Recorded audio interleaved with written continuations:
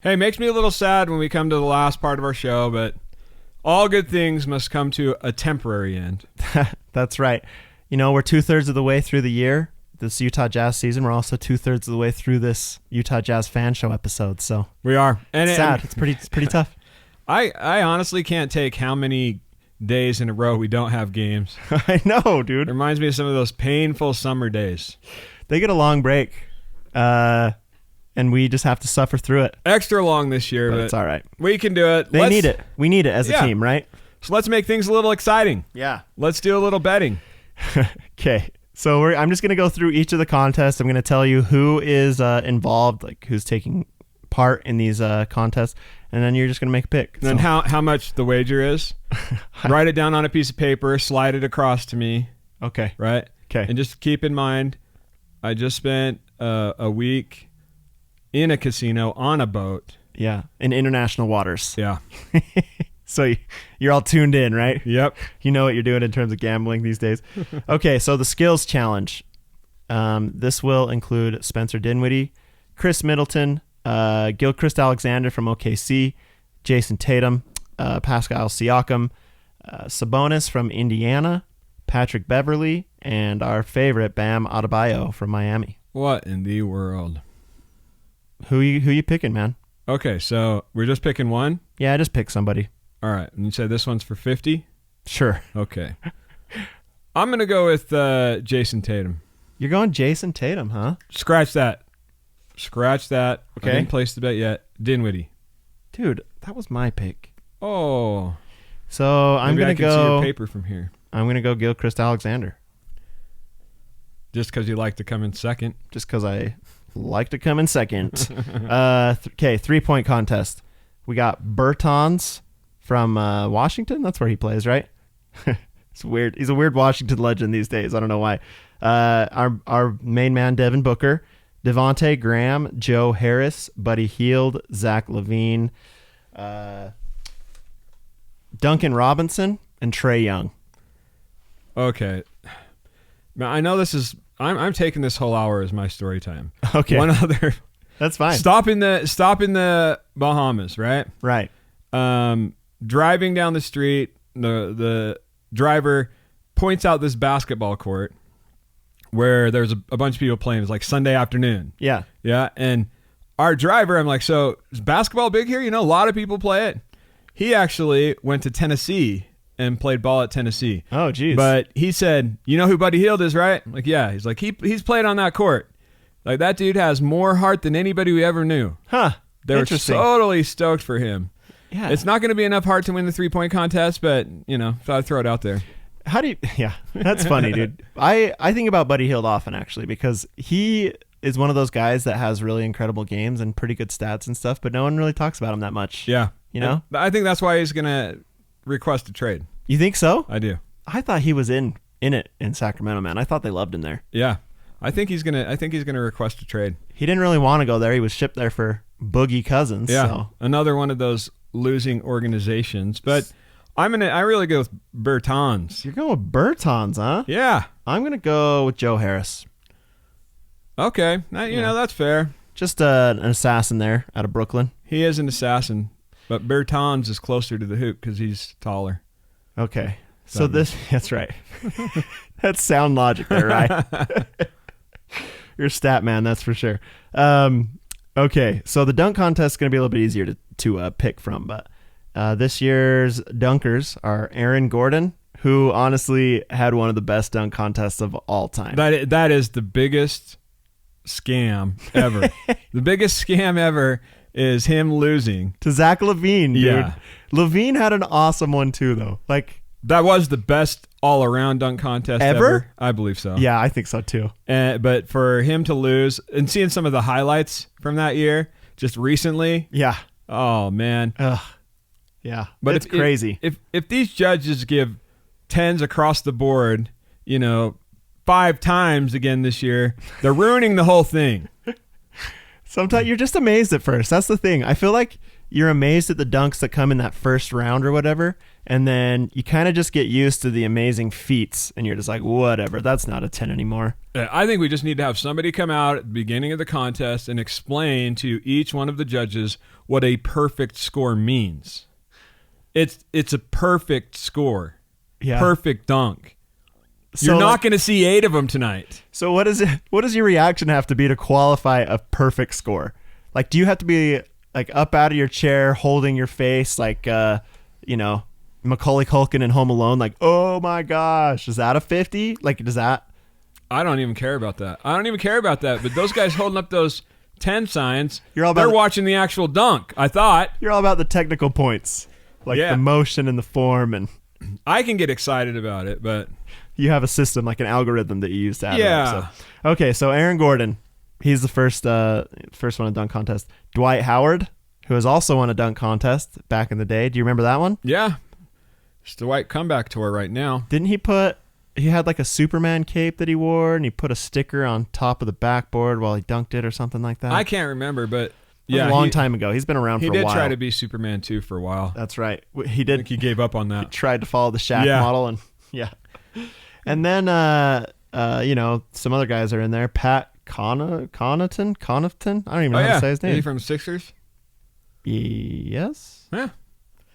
Indiana, maybe. He's a shorter guy who can get up. I don't even know. Who he plays for. That's how much research I did on that. And then Derek Jones Jr.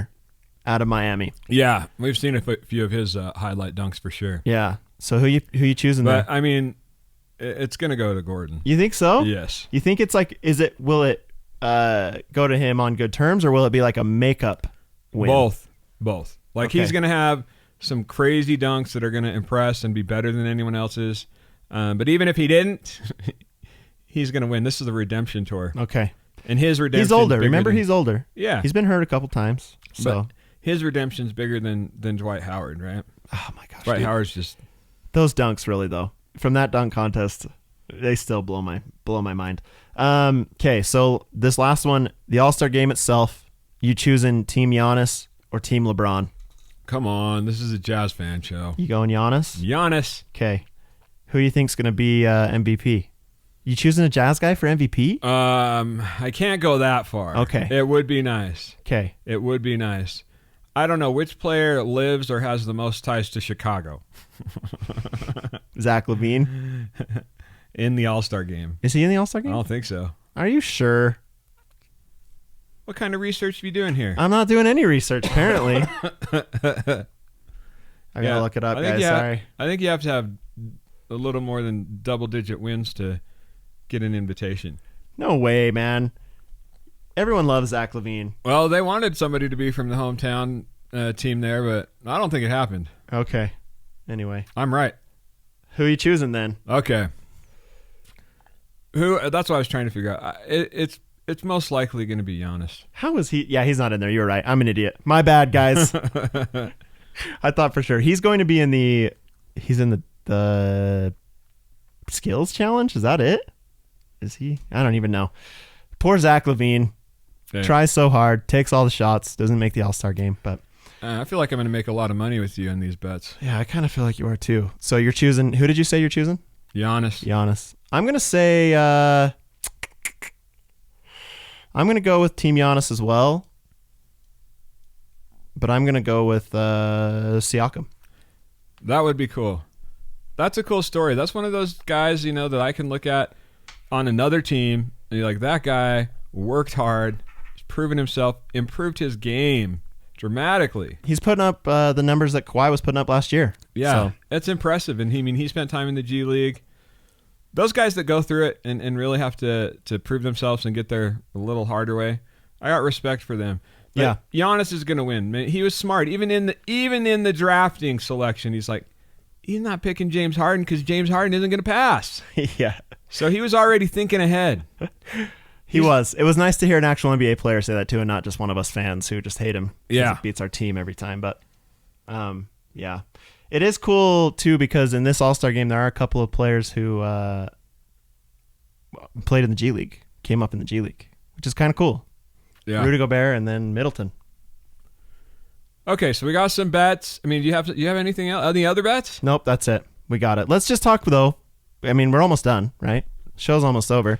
Let's just talk about kind of where the Jazz stand as we go into All-Star break. I can always talk about where the Jazz stand. Everyone thinks that All-Star break comes right in the middle of the year, but it doesn't.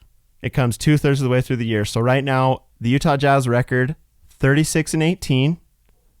So they've won twice as much as they've lost, which is nice to see. I think they might even be like the best they've stood at All-Star break ever. They are under Coach Quinn Snyder. Oh, okay. Under Coach Snyder, this is the best record that Right. they've ever had at the All-Star break. They've gone 5-5 in their past 10, even though there was that 5-game skid there. In terms of league rankings, the Jazz ranked number 1 in three-point percentage at 38.7%, number 4 at overall field goal percentage at 47.5%, which is awesome. They're number 8 in offensive rating and number 8 in defensive rating. So they're top 10 there on both of those sides, which Justin Zanuck talks about all the time in his interviews, trying to get a team in the top 5 in offensive efficiency and defensive efficiency. So right now we're top 8 in both of those, which means that if we can pick it up just a little bit in this home stretch, we'll be right where Justin Zanuck wants us. This is a surprising one. We're number 1 in screen assists per game. Ooh. Wonder why that is, huh?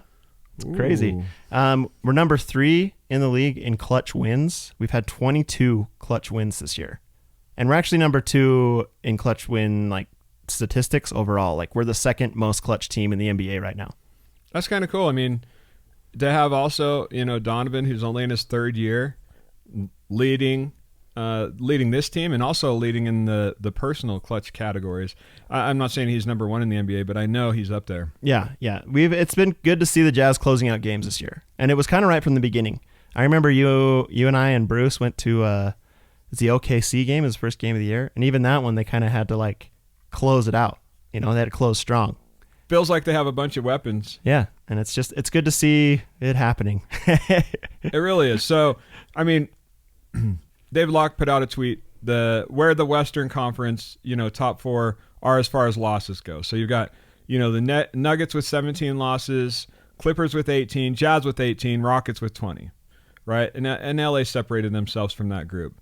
But that is just proof that it is going to come down to, this little run here at the end, and every game's going to matter. Yeah, exactly. Every game's going to matter, but what I'm really hoping for is a Clippers-Rockets 4-5 matchup. So it's funny you say that because right now I was looking at 538, the 538.com.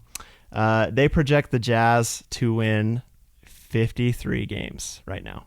So they say they're going to be 53-29, which is going to be pretty disappointing there for Bruce Pitcher if it happens, but hopefully they can get a couple more than that and end up at 55 like we need.